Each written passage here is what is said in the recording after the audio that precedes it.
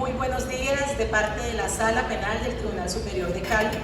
Les damos la bienvenida al conversatorio denominado El juez robot, la independencia judicial en peligro, a cargo del doctor Juan Luis Gómez Colomer, quien es catedrático de la Universidad de Santiago de Compostela y de Valencia, antes de su destino actual en la Universidad Jaume I de Castellón, en donde es titular de la Cátedra de Derecho Procesal de la Universidad y dirige el grupo de investigación consolidado Due Process Research Group. Ha elaborado como experto extranjero el Código Procesal Penal de Nicaragua en el 2001 y el Código Procesal Civil de Honduras en 2007, ambos en vigor actualmente. Autor de más de 25 libros y más de 200 artículos.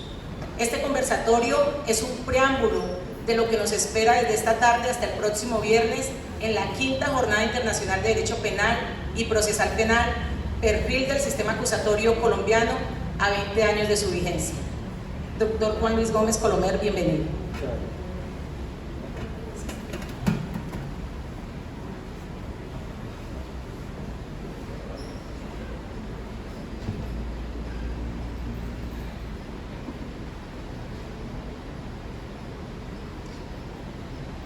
¿Me gustaría ser enjuiciado si cometo un delito por una máquina? Piénsenlo mientras saludo y agradezco la invitación a las numerosas autoridades judiciales aquí presentes. Muchas gracias. Sobre todo, señora magistrada, un trato muy decente. Supongo que es poco tiempo para pensar si me gustaría ser enjuiciado por una máquina si cometo un delito el que yo les he dado. Bueno, también me ha dado a mí poco tiempo para poder explicarlo todo, así que estamos a la paz en ese sentido. Pero vamos por partes. En primer lugar, parto de la base de que todos somos juristas. Puedo equivocarme, pero parto de esa base. Eso quiere decir que nosotros tenemos poca idea de todo el sistema informático, matemático, estadístico que está detrás de las máquinas que en estos momentos más nos pueden interesar. Es decir, que no sabemos ni lo que es el aprendizaje profundo, no sabemos lo que son las máquinas de pensar, no sabemos lo que son los algoritmos, ni nada que suene a ese complejo mundo informático. Da igual, porque lo que interesa a los juristas no es saber cómo funciona la máquina. Claro, cuanto más sepamos, mejor. Pero no ese es el problema para un jurista, no ese es el problema para un ciudadano, no ese es el problema para un sistema judicial en un país democrático. Porque el problema que presentan las máquinas que pueden tomar decisiones que juzgan no es si lo harán bien o no lo harán bien, es decir, si tomarán la decisión más justa posible en el conflicto que se les ha planteado algorítmicamente, sino que la cuestión más importante, en mi modesta opinión, es si tendrá en cuenta todos los elementos para comprender el caso en su integridad humana. Hace ya 6 años, el año antes de la pandemia, 2019, empecé a interesarme por estas cosas porque todo el mundo hablaba. Y no hay cosa peor para un profesor de universidad que escuche a todo el mundo hablar, a su mundo cercano, hablar de una cosa y no tener ni idea. Y entonces, en ese empezar a interesarme, empecé desde un punto de vista estrictamente científico a tomar contacto con los, digamos, conceptos básicos que se estaban moviendo en esos momentos.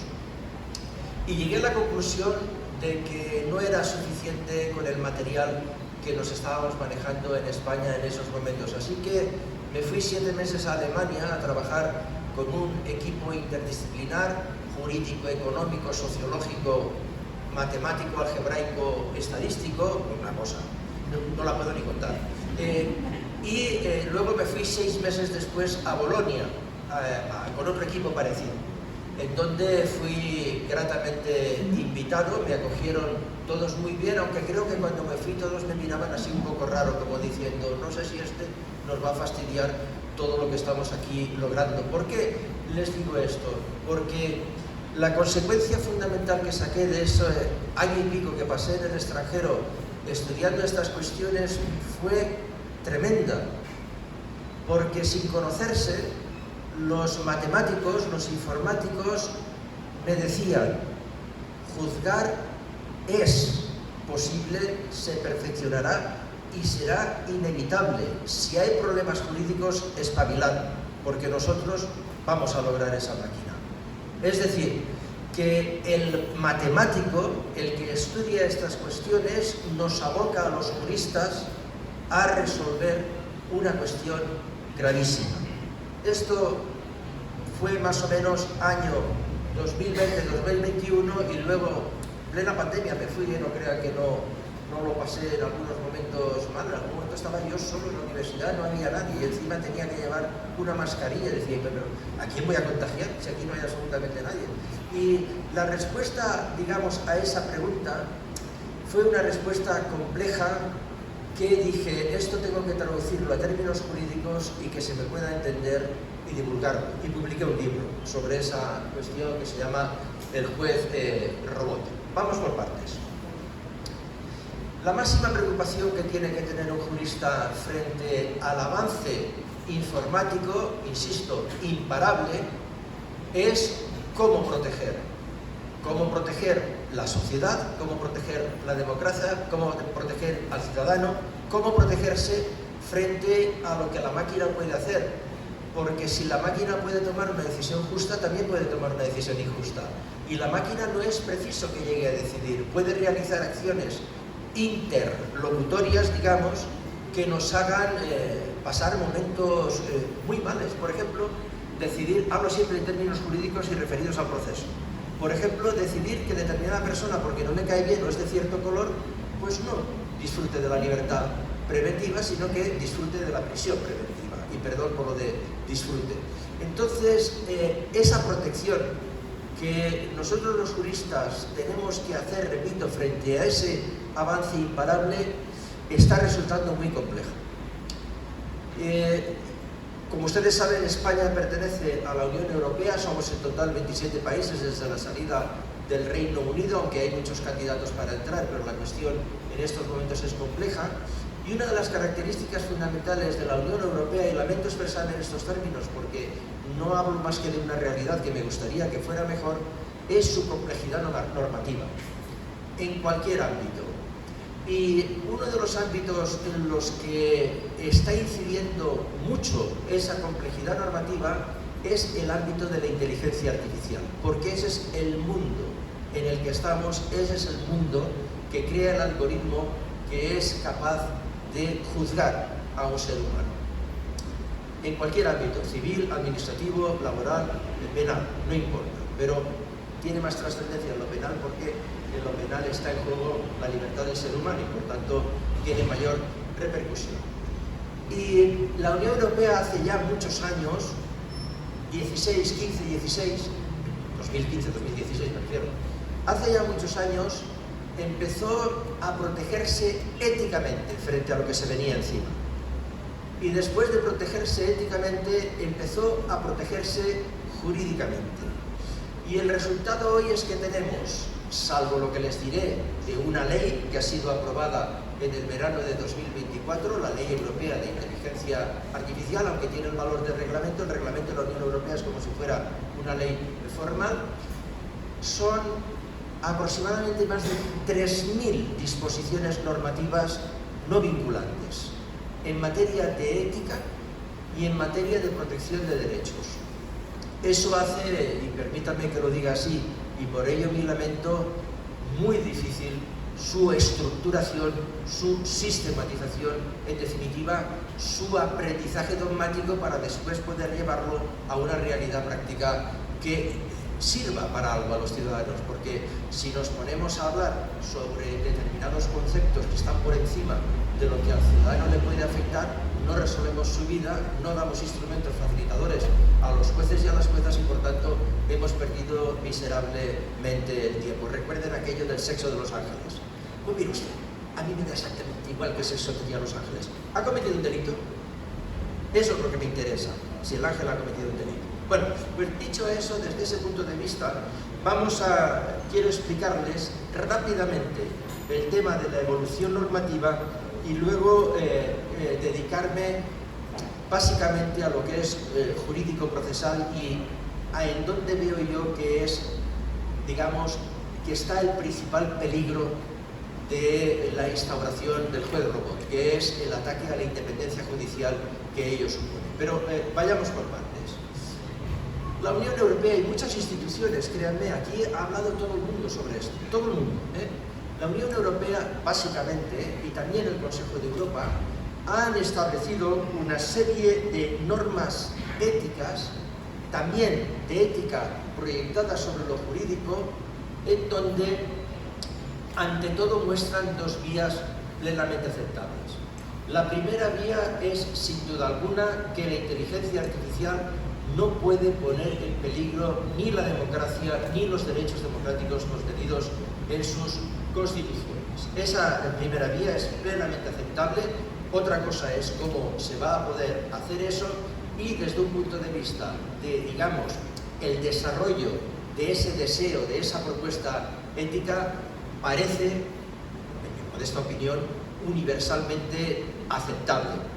Y la segunda vía de la Unión Europea y del Consejo de Europa, ya fuera de un marco ético general, ha sido establecer nuevos derechos fundamentales que reforzaran la protección de los ciudadanos. Aquí entramos en los conceptos de derechos fundamentales de primera, segunda, tercera, cuarta y quinta generación, que al final uno no sabe realmente en qué generación está y no sabe si es el padre, el hijo o el abuelo. Y por tanto, desde ese punto de vista requiere un poco de precisión. Pero yo se lo diré con dos palabras para que enseguida nos entendamos. Todas las constituciones, que son prácticamente todas, que no recojan un derecho fundamental específico en donde se regule como sea una protección del ciudadano frente a la inteligencia artificial, tienen que ampararse en otros derechos para poder llegar a las mismas conclusiones que aquellos países que sí tienen esa protección constitucionalmente establecida. Fíjense, esto pasó en Alemania, no es que me lo haya inventado yo, esto pasó con el Tribunal Constitucional Federal Alemán, que estuvo pensando 6 años, 9 años a ver cómo resolvía el problema.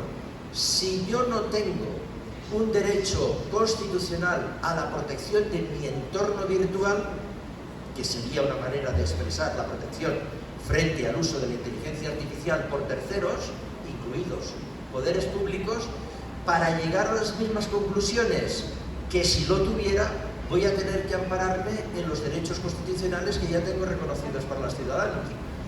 Por ejemplo, que es lo que hizo el Tribunal Constitucional Federal Alemán, en la dignidad humana.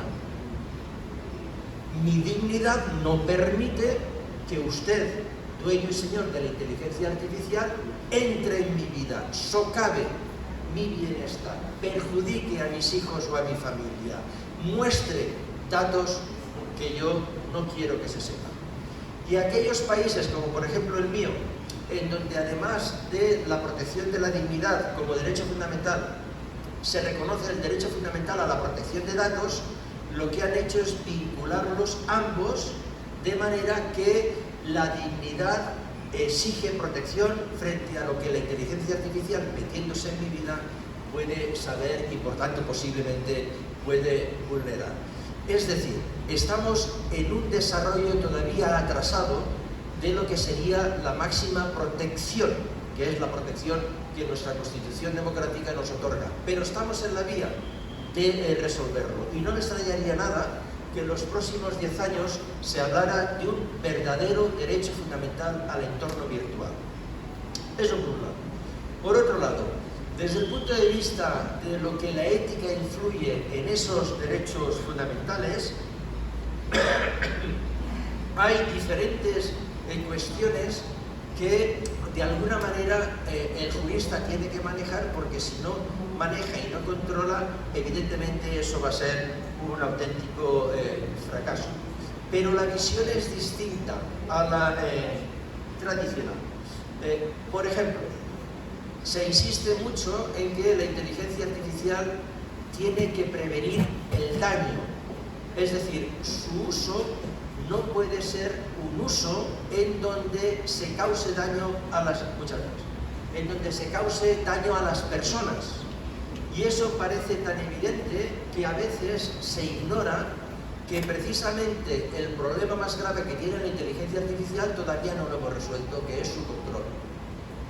Consecuentemente, la ética está muy bien. Recuerden, el ideal de toda proposición humana es que ética, religiosa y jurídicamente sea aceptable. Unos no creen en la ética, otros no creen en la religión, otros no tienen más remedio que creer en el derecho, pero todo el mundo acepta que si coinciden los tres es mejor para la sociedad. Por ejemplo, matar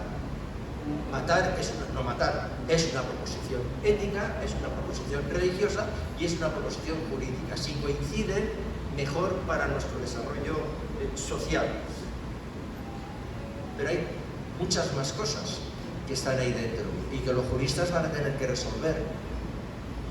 Por ejemplo, cuando éticamente se habla de la necesidad de proteger el principio de igualdad para los usuarios de la inteligencia artificial, ¿qué se está diciendo realmente? Porque el principio de igualdad es ajeno, en principio, a que yo utilice la inteligencia artificial o no.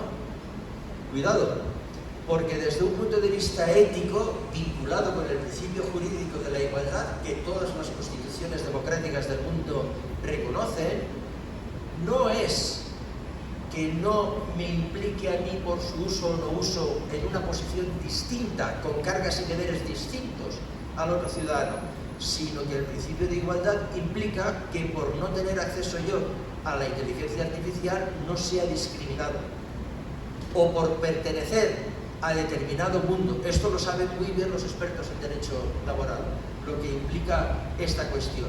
Y esto va a marcar decisivamente, si no se resuelve, determinadas prácticas en las que hasta ahora no se ha caído. Y va a haber que decirle algo a los informáticos, que son los arrolladores del mundo, no desarrolladores, arrolladores del mundo en estos momentos, ¿no? Por ejemplo, les voy a poner dos ejemplos para que pensemos, ¿Y dónde está mi igualdad? Si la inteligencia artificial va a significar que yo acudo a un abogado o abogada y le digo, mire usted, este es mi caso. Hoy, si no existiera la inteligencia artificial y yo fuera el abogado o abogada y mi familia estuviera en un nivel aceptable de estado de bienestar, diría, mire, el caso me parece interesante, pero yo no lo voy a llevar, no lo hago, porque creo que lo pierdo. Eso es legítimo. Claro, si yo no tuviera absolutamente un peso, estuviera empezando yo no le dejaría, lo acepto. Ni siquiera, yo es que me pasa, lo acepto.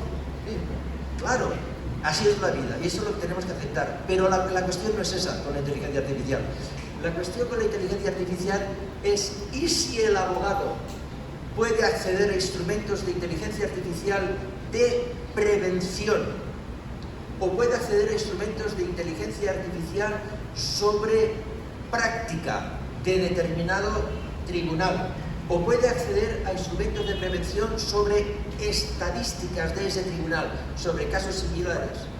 Y ve que no tiene nada que hacer, le va a decir que no y ya no estará en condiciones de igualdad, porque al decirle que no, el abogado no va a poder acceder al beneficio de justicia gratuita. Y en esas cosas hay que pensar. Porque si no se piensa en eso, entonces el ejercicio de la profesión de abogado o de abogada está en serio peligro por la inteligencia artificial. Esto por poner simplemente ejemplos, ¿no? Y que tiene que ver también con el derecho de acceso a un tribunal de justicia. Esto que está tan de moda en Colombia y en muchos países de América Latina, ¿no?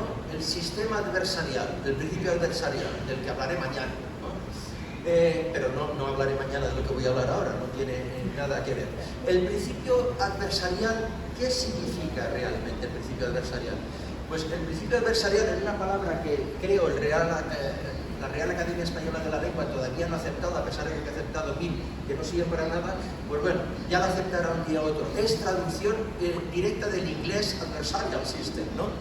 En donde en lengua inglesa lo que quiere decir es que el sistema jurídico del que estamos hablando es un sistema que se desarrolla por las partes, está en poder de las partes, y el principio de contradicción y defensa son los principios fundamentales que afectan a las partes.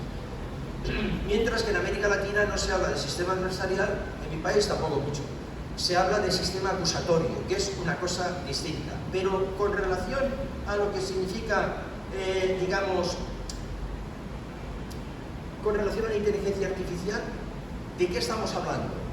De que no tengan ninguna duda que antes de empezar el juicio, una de las partes sabe perfectamente en qué nivel de escala está respecto a ganar el juicio o no ganar. Porque va a ser accesible todo.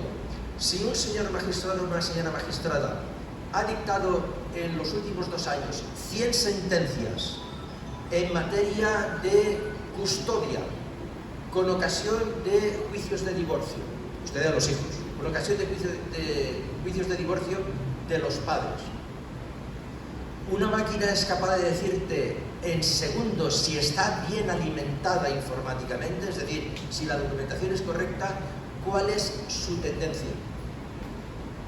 Con lo cual, desde un punto de vista del poder de las partes, quien utilice la inteligencia artificial lo tendrá, y quien no la pueda utilizar, la inteligencia artificial no. No piensen que desde un punto de vista técnico la inteligencia artificial es accesible a todos. No piensen eso, porque no hay. Yo leí un estudio, estando en Alemania, leí un estudio que solamente había en el mundo occidental 3 empresas capaces de fabricar los algoritmos necesarios para que una máquina pudiera juzgar. Una de esas empresas los estaba probando en Estonia. En Estonia desde el año 2010 se pueden juzgar pequeños litigios civiles, las partes tienen que estar de acuerdo y luego hay una revisión por un juez. Y en China, incluso además de pequeños litigios civiles, hay también la posibilidad de enjuiciar pequeños delitos. Con lo cual quiere decir que eso se está fabricando ya. Si solamente hay 3 empresas en el mundo que puedan fabricar los algoritmos, solamente van a poder tener acceso a ellos los que tengan más plata, los que tengan más poder, los que tengan más dinero. No va a ser algo puesto al servicio de la ciudadanía. Evidentemente las resoluciones de un tribunal serán todas públicas y puestas para la utilización, claro que sí, pero no es una sentencia. Yo no conozco todavía ninguna posibilidad de saber cuál es la tendencia de la señora magistrada de la Sala Segunda de lo Penal del Tribunal Supremo de España, que en los últimos 5 años ha puesto 500 sentencias en materia de delitos contra la propiedad. No existe todavía esa posibilidad de acceso simplemente con esas fuentes. Bueno, tercer asunto. Y eso es lo importante, sí y no. Lo más importante es tomar la decisión política, que es difícil de tomar, porque ¿qué país hoy en día no tiene sobrecarga judicial? ¿Qué país hoy en día no tiene a todos sus jueces y juezas, magistrados y magistradas pegados en la silla de su despacho sentenciando como si fuera una fábrica de donuts? ¿Qué país no tiene hoy un gran problema económico porque no hay suficientes recursos humanos ni recursos materiales para poderse establecer una justicia digna para la ciudadanía? En España en estos momentos una causa penal relativamente complicada, es decir, con un delito castigado por el Código Penal con más de 5 años de prisión, que tenga apelación y casación, me atrevería a decir, porque las estadísticas son infieles en ese sentido, no reflejan la realidad, que está en torno a los 8 o 10 años.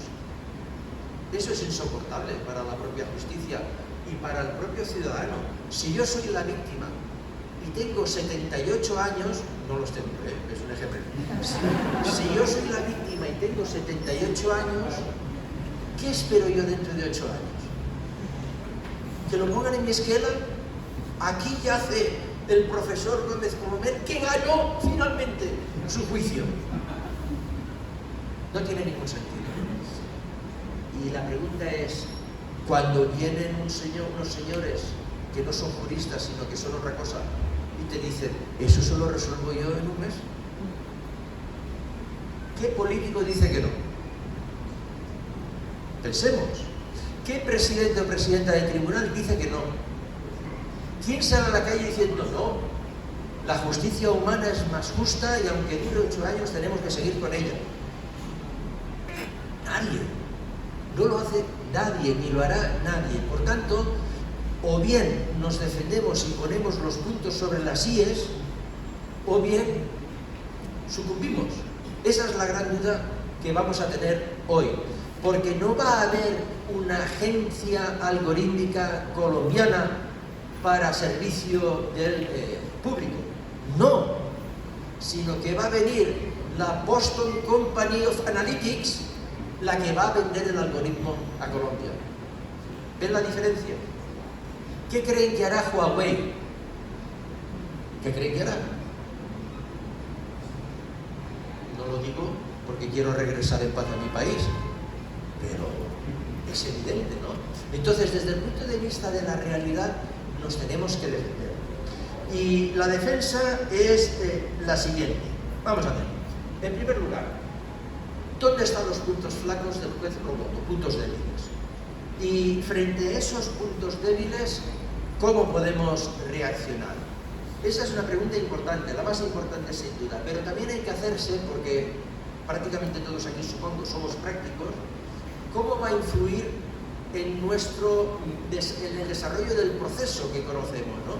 Del gran sacrificio y los grandes esfuerzos que se hicieron en 2004 para traer un código acusatorio a Colombia y abandonar cualquier tufo de lo que nosotros llamaríamos inquisitivismo, que no sé si en Colombia se puede decir, del sistema inquisitivo en definitiva.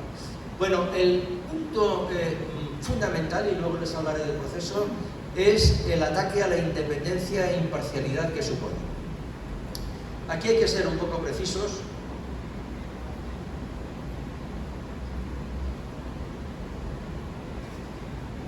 Hay que ser un poco precisos porque no todo el mundo entiende lo mismo por imparcialidad e independencia. O digamos que la asimilación de conceptos depende de diversos grados o perspectivas muy influidos por la historia y por la cultura que hacen que no estemos hablando siempre de lo mismo. Por ejemplo, los países más puristas en materia de independencia judicial y de imparcialidad judicial establecen fuertes estructuras para que el juez o la jueza esté sometido exclusivamente al imperio de la ley. Solo dependa de la ley. Un juez o jueza es independiente porque está sometido a la ley. ¿Qué significa estar sometido a la ley? Aparte del concepto amplio de la ley. Significa que no está sometido a los otros poderes del Estado, significa que no está sometido a los poderes internos de su organización del Poder Judicial, salvo que por la vía de recursos se considere por un tribunal superior una decisión distinta, y significa que no está sometido a ningún poder fáctico externo a los tres poderes del Estado que en la sociedad en esos momentos puedan imperar o puedan mandar. Básicamente, por ejemplo, la prensa. Entonces, si el país es muy purista, controla efectivamente esas injerencias porque prohíbe a los gobiernos que aprueben leyes individualistas, ¿me entienden? Es decir, leyes para resolver solo un caso, dirigidas para asegurar a una persona. Eso queda impedido. Impiden que los gobiernos puedan proponer leyes y aprobar el Parlamento que desbanquen al propio Poder Judicial, suprimiendo su plaza, destituyéndolo, etc. Y también suelen hacerlo los países más puristas, regalando a la sociedad, digamos, como contrapartida, una exquisita responsabilidad judicial muy dura con aquellos que, gozando de ese poder en esas circunstancias, infringen las normas. Al lado de esa independencia, que es la sujeción a la ley, está la imparcialidad, porque la sujeción a la ley es una visión del Poder Judicial en su manifestación individualizada, es decir, de cada juez o de cada jueza, que no afecta al proceso, sino a su situación orgánica. En cambio, hay que establecer otro límite para cuando está interviniendo en otro proceso. Y ese límite, cuando está interviniendo en otro proceso, es la imparcialidad. Además de estar sometido a la ley independencia, yo tengo que ser ajeno al caso que se está juzgando, que es la imparcialidad. Por tanto, los países muy puristas establecen en materia de alienità, que dicen los italianos, ¿no?, de ajenidad al caso concreto, establecen exquisitas causas de abstención y de recusación para que los jueces y las juezas queden limpios, quede absolutamente claro y de una manera prístina que no tienen nada que ver con el asunto. Los países que no son tan puristas establecen diversos sistemas de control que por alguna manera se pueden colar. Ejemplos típicos. Pues los jueces son nombrados por el Parlamento. Ese sería el ejemplo típico. Entonces la gran pregunta es, si el juez es independiente, ¿cómo su plazo, su puesto depende de un poder político distinto?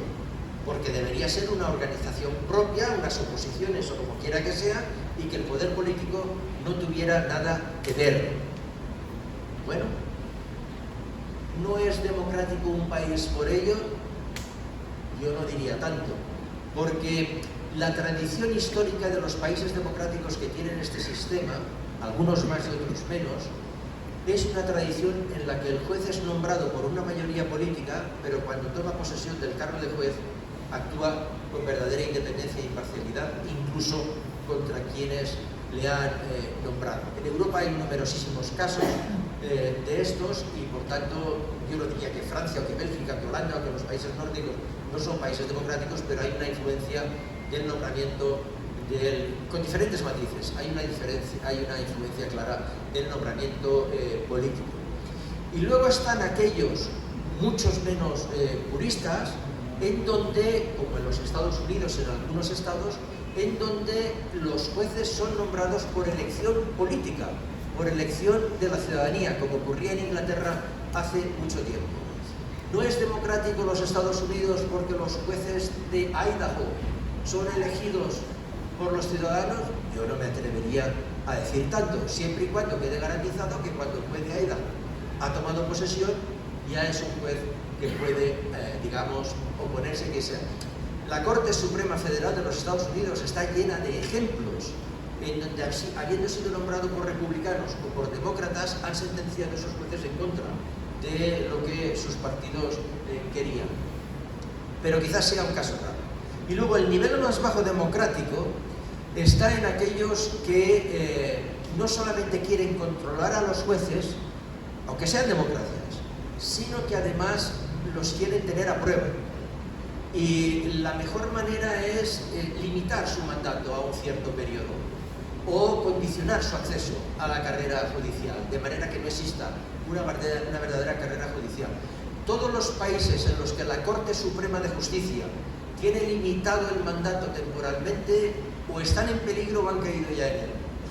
Porque los magistrados y magistradas de Cortes Supremas, como es el caso de Colombia, en donde tienen limitados temporalmente su mandato, son casos en los que no hay una visión de inamovilidad, que es el principio claro que afecta a la protección de la independencia y de la imparcialidad. Yo puedo sentenciar contra ti, presidente de la República, porque soy inamovible. Y esa es la garantía, ¿no? Mientras que si tengo mi mandato, vamos, yo lo he visto en algún amigo, no de Colombia, no pondré un ejemplo de Colombia, pero yo lo he visto en algún amigo en donde la gran pregunta que me hizo un día cenando, ya habíamos disfrutado de algunos rones, la verdad, sea dicha, me dijo, tengo 61 años, ¿qué voy a hacer ahora? Magistrado de Corte Suprema, tengo 61 años, ¿qué voy a hacer ahora? Si realmente el Poder Judicial fuera independiente, imparcial y anclado en la democracia, esa pregunta nunca se la habría hecho mi amigo porque habría sido designado para la Corte Suprema de por vida. O de por vida o hasta cierta edad, 72 años en mi país. Bueno, todo esto les ha sonado, ¿verdad? Parece que esté explicando a alumnos, ¿verdad? No, no. Ahora díganme cómo se aplica eso a una máquina. A ver, ¿dónde está la independencia del algoritmo que va a juzgar a determinada persona? ¿Dónde? ¿Quién lo ha visto 1.000.000 de euros de premio? ¿Quién lo haya visto? ¿Dónde está la imparcialidad del algoritmo? ¿Dónde está? Como la única manera que existe de poder disimular y que cuando juzgue una máquina no podamos decir que no ha sido independiente o no ha sido imparcial, es proporcionarle tal cantidad de datos que respecto a los precedentes pueda decirse que ha seguido la línea o una de las líneas defendibles en este caso y ha tomado una decisión que habría sido tomada también por un juez humano aceptablemente. Pero eso no lo tenemos garantizado. ¿Saben por qué no lo tenemos garantizado? Porque he conocido a 4 programadores, 3 en Alemania y 1 en Italia, creo, al revés, no me acuerdo. 4. O sea, gente que sabe hacer esto, ¿eh? Y los 4 me han dicho que, digamos, no solamente no tienen ni idea de derecho, sino es que no les interesa. Y entonces mi pregunta fue, ¿y cómo le metes tú los papeles ahí para que pueda decir la cuestión la máquina? Dice, no, los papeles me los da el juzgado. Digo, no lo dudo, pero la máquina ¿cómo los selecciona? ¿Cómo los hace? Que por los criterios de los precedentes. O sea, que no podrá haber nunca nueva jurisprudencia con la máquina, porque serán todos los antecedentes, los precedentes, los que ayudarán a la máquina a resolverlo. Pero, y yo le dije, le puse el ejemplo, pero dime una cosa, para que yo me haga una idea. Yo tenía muy mala intención, yo iba a la línea de flotación, pero dime una cosa, el hurto famélico, ¿cómo lo resuelve la máquina? ¿El hurto famélico qué es? Eso fue lo que me dijo. Se lo expliqué. Dice, no, la máquina decidirá si ha robado o no el pan. Si ha robado el pan será condenado y si no, no será condenado. O sea, que como la máquina no tiene sentimientos, ni tiene emociones, que yo sepa, no tiene sentimientos, ni tiene emociones, ni se preocupa por lo que tantas personas en la historia de la humanidad han llegado a dar su vida, como es todo el conglomerado penal de las eximentes y las atenuantes, estamos en un mundo en donde solamente va a ser posible una de estas dos vías si esto no cambia. La condena más dura posible o la absolución total. No va a haber intermedios. Y esa independencia e imparcialidad ayudaría a que desde un punto de vista de la fijación del problema pudiera ser mejor resuelto. Pero eso tampoco lo comprenden los informáticos. Bueno, y segunda cuestión. ¿Cómo voy? Muy bien. Y muy bien que se cómo ya. O digo aquello de, bueno, para ir terminando, y así tengo 20 minutos más, ¿no? 10 minutos, estupendo. Bueno, vamos a ver. Punto final. Por tanto, fíjense que estamos en manos del programador que no es jurista. Punto final. El procedimiento. A ver, yo soy procesalista formado en Alemania. Eso quiere decir, para que me comprendan, que yo no he bebido, claro, el procesalismo que he estudiado en España con mi maestro, el profesor Feiren, y luego el profesor Montero Aroca, era el proveniente de Alemania y por tanto desde ese punto de vista he bebido lo mismo. Pero yo no he sido formado en la explicación del proceso como un trámite sucesivo de actos que tenían un plazo para realizarse. Yo no soy procedimentalista, sino que yo soy institucionalista. Es decir, yo he estudiado las instituciones del proceso. Cómo se engarzan luego y cuál, eso ya lo veremos. Pero a los estudiantes les he explicado siempre que era la demanda, que era la contestación, que era la reconvención, que era... No les he explicado y presentará la demanda, y a los 20 días, eso no se lo he dicho nunca. ¿Por qué les digo esto? Porque la prueba definitiva para rechazar al juez robot es, sin duda alguna, su falta de independencia, pero la prueba absoluta de que no va a poder servir para nada es la demostración de aquellas instituciones del procedimiento con las que termina, con las que acaba. Les voy a poner algún ejemplo. Ustedes tienen la equidad en su ordenamiento jurídico, seguro, ¿verdad que sí? Es incluso fuente del derecho, ¿verdad? La ley, la costumbre, los principios del derecho y la equidad, ¿no? O si no es expresamente declarada por el Código Civil como fuente del derecho, la jurisprudencia le ha otorgado la categoría de, en aquellos sitios en los que esté permitida, poder resolver los problemas con base a ello. La equidad que tenemos heredada de los Estados Unidos no es la equidad romana.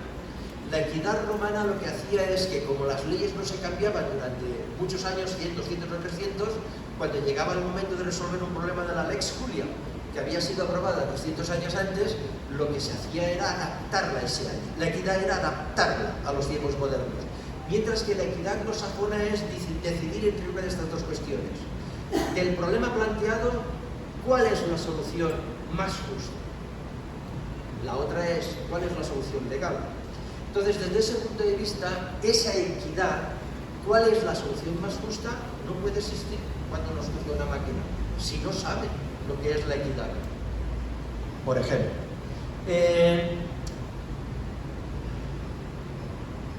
¿dónde tendrá la competencia territorial la máquina?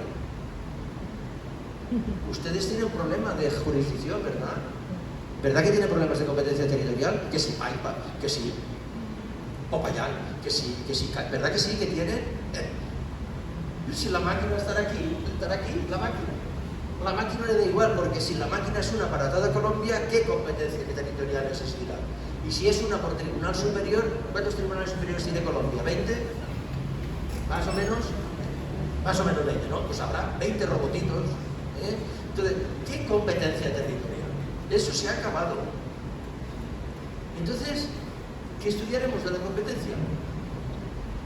Solo si esa máquina tiene el certificado técnico de validez y es operativamente la que puede recibir la documentación para, procesándola, dictar la resolución correspondiente. Eso será, a partir de ahora, los problemas de jurisdicción, competencia genérica, competencia objetiva, funcional y territorial. ¿Y cómo le llaman ustedes al reparto de asuntos? ¿Le llaman reparto de asuntos? ¿Cómo se va a repartir el asunto si no hay más que una máquina? Y entonces el principio del orden legal, ¿dónde está? ¿Me siguen? Más ejemplos. La prueba. La clave entre humanos, cuando el juez está ungido de independencia y de imparcialidad, para que puedan ganar el caso, consiste en, mediante instrumentos materiales o incluso ideológicos, convencerle de que yo tengo la razón. Es decir, necesito la prueba, ¿verdad que sí? ¿Qué prueba necesita el robotito? Ninguna. No va a haber, no sé muy bien, no recuerdo ahora cómo lo tienen ustedes establecido, pero en un sistema probatorio normal hay una fase de petición de recibimiento de la prueba, una fase de admisión de la prueba, una fase de rechazo, porque quizás pueda ser una fase prohibida, seguida de una fase de admisión, una fase de práctica y una fase de valoración, más o menos, ¿no? La máquina no necesita eso, para nada. La máquina se va a comer el papel por un lado y por otro lado saldrá una sentencia. ¿Y cuál ha sido la prueba de cargo? Porque en el proceso penal hemos avanzado algo respecto al proceso civil. Nosotros aquí estamos funcionando por el principio de la presunción de inocencia, con la necesidad absoluta de que una prueba de cargo válida exista al menos contra el acusado para ser condenado, ¿o no? ¿Ustedes creen que el programador sabe lo que es una prueba de cargo? Sí, que sí. Puede saberlo, ¿eh? La máquina dice, prueba de cargo es la que es en contra de... Bueno, puede saberlo. Pero no crea que me estoy riendo o estoy rebajando de categoría. No. Esto es lo que nos viene, ¿eh? Esto es lo que por fortuna yo ya estaré jubilado, pero los que nos siguen van a tener que pechar con una serie de problemas importantes, ¿no? en ese sentido. Otra cosa, y con esto voy terminando porque me gustaría que ustedes tuvieran, estoy con los 5 minutos finales. Otro tema que me parece, digamos, o dos temas sobre los que hay que incidir. Miren, ustedes, cuando empezó Guatemala en el año 1994, con todo aquello de la reforma del proceso penal, y 2 argentinos fueron allí para introducir un modelo basado más en el Código Procesal Penal Modelo para Latinoamérica, que hizo una asociación de procesalistas muy famosa, y creó, basándose en el sistema de los Estados Unidos de Norteamérica, un proceso penal distinto. Ese proceso penal distinto lo basó en, digamos, 3 grandes puntos de apoyo: el principio o sistema acusatorio, el juicio público y el juicio oral. ¿Lo recuerdan? Porque esa es la base también de la reforma colombiana, y eso existe ya en toda América Latina. Bueno, la oralidad es uno de los principios por los que más se ha luchado políticamente, porque todas las revoluciones democráticas que han sido para traer la libertad, no para coartarla, todas las revoluciones democráticas han hecho bandera propia en cuanto a los procesos penales, que la gente, que el pueblo pudiera controlar a quienes impartían justicia en su nombre. Y para poder controlar a los jueces se necesita el principio de oralidad, porque el principio de oralidad es el que nos trae el principio de publicidad. Si el proceso es escrito, ¿de qué sirve la publicidad? Por tanto, necesitamos la oralidad. Y mucha gente ha dado también su vida por esta cuestión. ¿Quiere alguien de aquí, por favor, iluminarme? Lo agradeceré.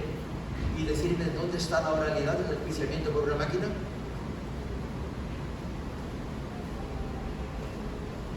No veo a nadie que me convenza. Luego, entonces, el principio de oralidad va a desaparecer.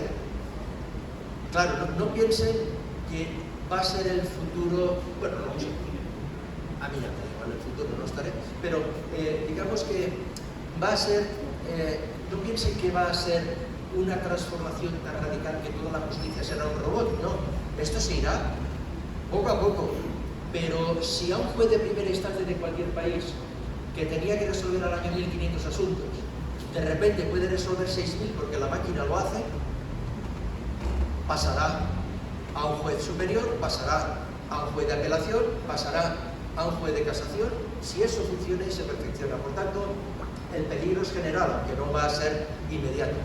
Entonces, fíjense, si la oralidad era lo que permitía el control, aparte de la celeridad que significa y la rapidez, permitía el control por parte de los ciudadanos de cómo funciona la justicia de mi país, y desaparece, ¿tendremos un proceso penal democrático? Y finalmente, que quiero respetar el tiempo, de las 3 grandes empresas capaces de construir un algoritmo, 2 son norteamericanas. Quizás haya alguna más ya, porque esto hace 4 años. 2 son norteamericanas. ¿No han pensado que el jurado va a desaparecer si introduce el algoritmo? Y el jurado es la institución básica de su sistema adversarial. No hay niño norteamericano al que no se niña, al que no se le eduque o se le eduque diciendo que ten cuidado con la administración, que el poder es muy poderoso, que el fiscal y la policía pueden ir contra ti, y al mismo tiempo se le diga, pero no te preocupes, hijo, porque si eso sucede tienes al jurado para defenderte. Esa es la mentalidad educacional del sistema norteamericano, y con esa mentalidad crecen los niños, y por eso todos los defienden, aunque se practique muy pronto. ¿Y necesita un jurado una máquina? Si lo va a hacer todo ella. Si la máquina no necesita ni siquiera que se le ponga la palabra guilty, no la va a necesitar, no va a necesitar decir condenado, porque va a sacar la sentencia con la pena que le corresponde a ese sujeto. ¿Me entienden? Entonces, si institucionalmente la independencia y la imparcialidad con la máquina no existe, y si institucionalmente desaparece el proceso penal como hoy lo conocemos, no sé. Gracias por su atención.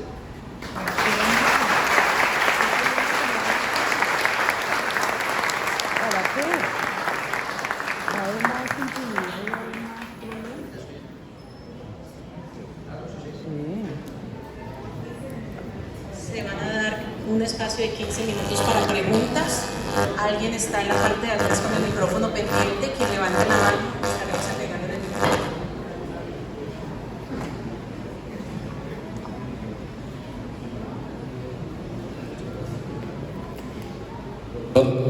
Doctor, muchas gracias.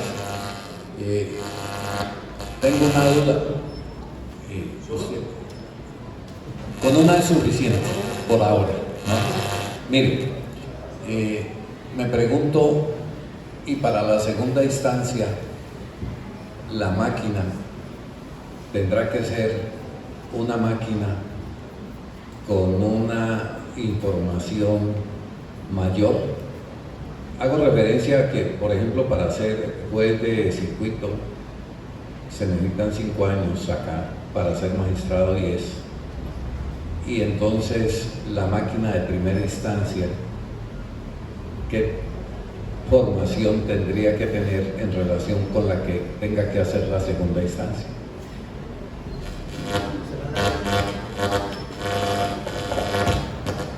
Se van a reír, pero reírse en Cali está bien, ¿no? No hace falta la segunda instancia de la máquina. No hace falta.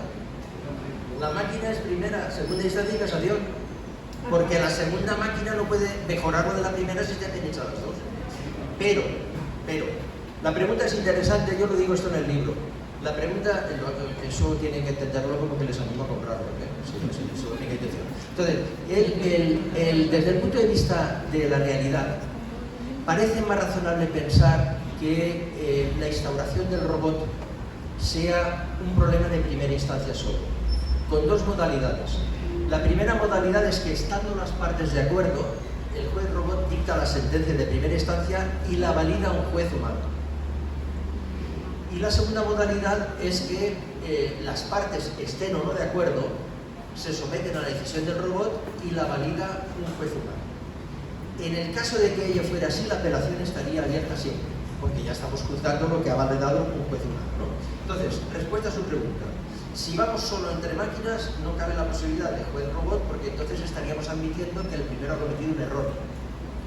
Mientras que si revisa la sentencia de primera instancia un juez humano, siempre cabría la apelación. Siempre existiría esa posibilidad. Esa es mi opinión.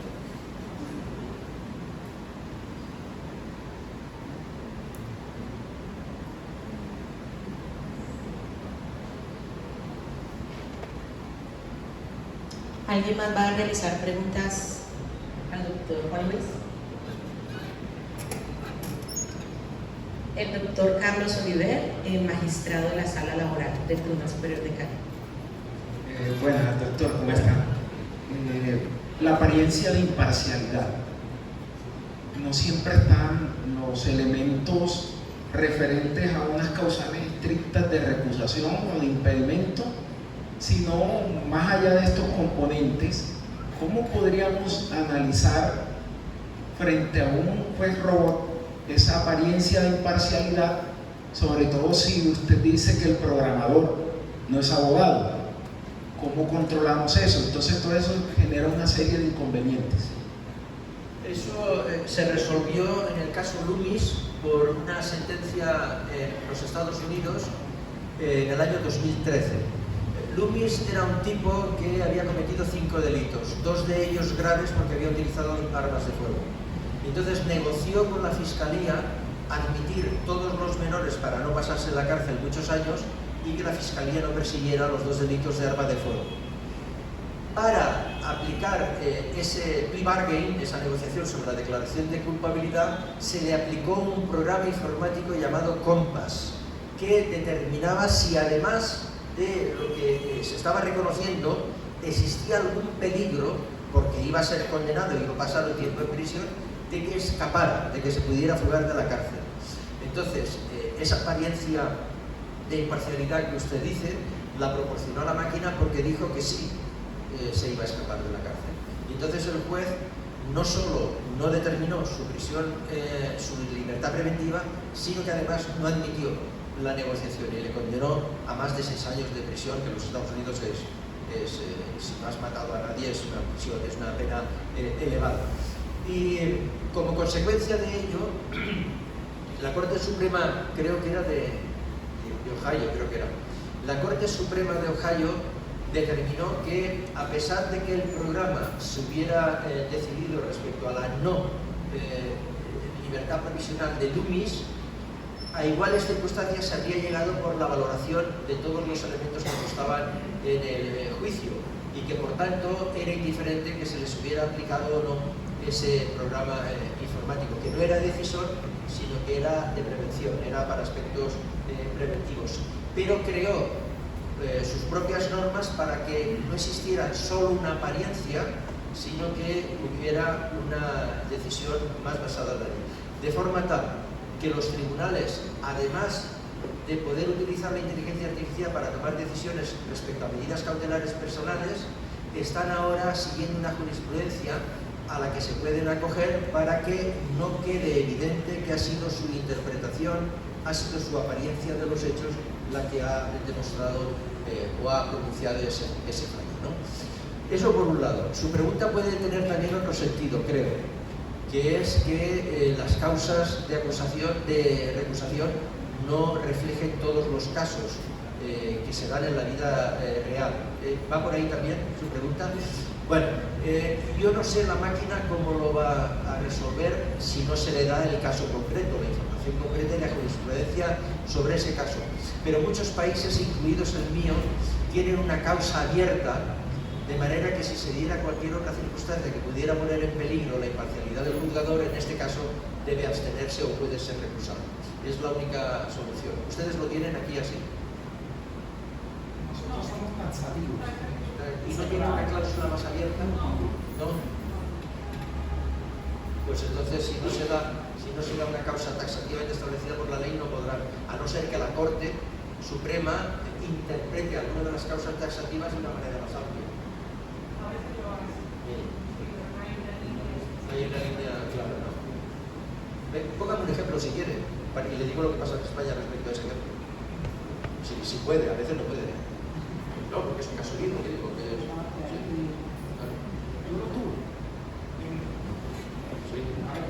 En una acción, nosotros el amparo de ustedes, acción de tutela nuestra, se sometía porque un tribunal de arbitramiento, Cámara de Comercio, había un miembro de la Cámara de Comercio que era familiar de una de las partes. Pero resulta que la Cámara de Comercio o los árbitros como tales no eran designados por ese funcionario, y entonces la cuestión era como plantear la apariencia de imparcialidad o de parcialidad por ser parte un familiar dentro de la institución que designa o que establece el tribunal de arbitramiento. Es un tema complejo porque dentro de nuestro sistema las cláusulas en materia civil, comercial, procesal civil, comercial, son cerradas de impedimento y recusación. Por eso le digo que en los Estados Unidos, a través de Loomis, se ampliaron, y en mi país hay una cláusula de resguardo, una cláusula de resguardo. Esto ha pasado. Nosotros nos podemos divorciar desde el año 80 en España. Bueno, antes, pero en la época de Franco no se podía divorciar nadie, ¿no? Entonces, esto ha pasado en las causas de recusación porque ser familiar incluía a la esposa o al esposo, pero no estaba claro si se divorciaban, ¿no? Y hubo que establecer jurisprudencia que nosotros decimos vacilante, porque unas eran de una manera y otras de otra manera, para llegar a la conclusión final de que si se han divorciado es como si estuvieran casados, si hace 2 o 3 años o 4, porque puede influir negativamente, y si han pasado muchos años, pues no influye, ¿no? Entonces, es una de las vías, es una de las vías. Y otra pregunta breve, Francia. He leído el profesor Moreno Catena, ¿Sí? y el profesor Lloyd Cadet dicen que en 2019 hay una ley que prohibió el perfilamiento del juez. ¿Qué sabe usted de eso? El perfilamiento es... En cuanto a perfilamiento y cómo podría decidir en la parte que usted dijo, con los antecedentes, evitar que se perfile el juez, de cómo iba a decidir los casos. Ese es uno de los peligros de la inteligencia artificial a los que he hecho referencia antes, es que a través de los perfiles del juez podemos saber cómo va a decidir determinada cuestión. se han hecho estadísticas respecto al Tribunal Europeo de Derechos Humanos y también se han hecho estadísticas en salas concretas, por ejemplo, en materia de custodia compartida o no, dictada por determinados jueces. A ver, prohibirlo no quiere decir que no se pueda usar. Me explico. Lo que se prohíbe es que una máquina pueda contener los instrumentos necesarios para que se pueda producir el perfil. Pero hay muchas maneras de trabajar las cosas. Si yo pongo en el ordenador, en cualquier base de datos española, instrumentos que son tan inteligentes que nos han superado a nosotros, porque a veces me hacen preguntas y yo no sé qué hacer. Y a alguna le he dicho, pregunta de 1999, a ver si así lo podía, nada. Entonces, desde el punto de vista que nos interesa ahora en estos momentos, la única manera es, que eso hace fácil una inteligencia artificial en bases de datos, es sentencias del señor o señora magistrada tal, en sala quinta de lo laboral del Tribunal Supremo de España, custodia compartida, decisiones a favor de la madre. Es la única manera de averiguarlo y así se sacan los perfiles. O sea que usted puede ser perfilado perfectamente. Incluso puede sacar los sesgos del juez. Claro, claro. Pero el problema, ¿sabe qué pasa? Sí. ¿Sabe qué pasa? Que el sesgo del juez me gusta. Que usted tenga sesgos, que él tenga sesgos, Sí, claro. me gusta. Pero es que el sesgo que va a tener la máquina es el del programador. Es que, mire, doctor, el tema es interesante porque yo creo que la mayor preocupación que tenemos nosotros los jueces es tener sesgos inconscientes a veces, ¿cierto? Y en eso luchamos y trabajamos constantemente. Y lo increíble es que la máquina, pese a que no siente, finalmente termina teniendo los sesgos de quien le ha suministrado toda la información. Del programador. Los que saben que si eso está muy bien hecho, la máquina el self-learning va a autoaprender. Y que va a autoaprender diciendo que si es la posibilidad de que un juez humano acepte o no su decisión luego, ¿no? Entonces, si el juez humano está rectificando la decisión de la máquina porque introduce una variante que más o menos significa pensamiento, que significa reflexión, que significa pasión, algo que la máquina no tiene, entonces que ella aprenderá eso y será capaz de introducir ese criterio, el hurto famélico, será capaz de introducirlo. Me creo antes que un estudiante con inteligencia artificial se ponga matrícula en todas las asignaturas de derecho que eso.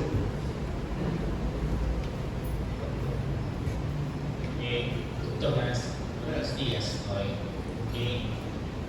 Frente al estado del arte del uso de la inteligencia artificial, es decir, no viendo desde la óptica del juez robot, sino actualmente que se usa como asistente, digamos, de los jueces y de los magistrados, en Colombia el Consejo Superior de la Judicatura ha sacado unos lineamientos en los que indica pues, que el uso de la inteligencia artificial está restringido solo para esos temas asistenciales, es decir, resumir, sintetizar, comparar, y que solo se puede utilizar las versiones pagas. Nos gustaría saber, frente a esas restricciones actuales del uso de la inteligencia artificial como asistente de los jueces, ¿cómo es el panorama europeo? Esa es una regla ética, pero la inteligencia artificial no está hecha para respetar esa regla ética en el sentido siguiente. Claro que se puede introducir y limitar y decir, de aquí no se puede pasar, pero en el fondo, digamos que es fácilmente accesible, los precedentes, los antecedentes, lo que ha sucedido, es todo fácilmente accesible si, por ejemplo, la base de datos, que hoy no tiene nada que ver con las que existían hace 20 años, están realmente bien construidas. Entonces, es un peligro. Yo lo veo un peligro enorme y hay que estar preparados frente a ello. Y yo no sé la idea que tiene aquí en Colombia el poder de la magistratura, que puede dictar normas como la que usted ha citado al respecto, de dirigir, orientar, de decir qué es lo correcto, qué es lo que no es correcto, pero, a ver, si usted se compra un carro que dicen aquí, que puede alcanzar la velocidad de 300 km por hora, pues dígale en una norma ética que no debe pasar, ¿cuánto es en Colombia? 100 km por hora. 100, 60. Dígaselo usted, porque si con esa norma ética usted pisa el acelerador y lo pone en donde sea a 200 km por hora, ni siquiera a 300, es capaz de hacerlo. Con lo cual, el problema es que o la limitamos, y eso significa que controlamos el algoritmo, o la dejamos como está. Y esto son avances prácticamente semanales. Es decir, esto se está perfeccionando cada semana, cada mes, todo esto está cambiando. Y a mí lo que me preocupa es la pregunta trampa. No porque no la entiendan, no la comprendan, sino porque no deberíamos llegar a formularla. Mire usted, señoría, yo soy el técnico de la empresa, la que he dicho antes, Boston Analytics, ¿no? Usted ha visto en las estadísticas del Poder Judicial de Cali que resuelve 3.000 asuntos al año. Yo le doy la posibilidad de que todos los días pueda tomar un roncito antes de ir a su casa a almorzar y a comer, todos los fines de semana libres, que pueda viajar 3 semanas al extranjero y que pueda jugar al golf, al tenis, al pádel, o lo que le dé la gana, todos los martes y los viernes. Porque sus 3.000 asuntos se van a resolver en un día. ¿Usted qué hace?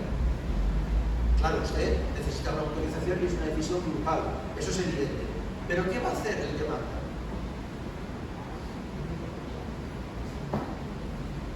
¿A usted qué le gusta ir en carro de los de España o en coche de los de España? ¿Qué le gusta ir por la ciudad? En coche, en carro, que llaman ustedes, ¿no? ¿No le gusta ir con un caballo delante? ¿Verdad que no? Pues si le da la oportunidad de tener el carro, ya vería el coche. Con ese ejemplo no te voy a poner porque me lío con la palabra. ¿Sí? Con ese con café me lío.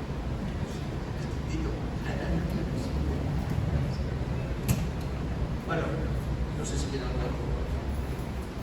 Para darle las infinitas gracias, doctor Juan Luis.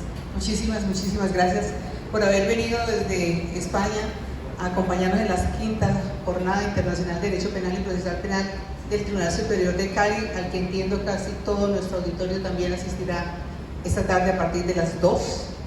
Y gracias por dejarnos todas estas inquietudes, además, porque lo que nos ha puesto es a eso, ¿no? Caramba, es un hecho, se nos vino encima. Muchísimas gracias al auditorio por haberlo colmado. Además, los esperamos esta tarde en nuestra 5ª Jornada Internacional, donde tenemos muchísimas cosas más aún divertidas que examinar. Muchísimas gracias, doctor Juan Luis.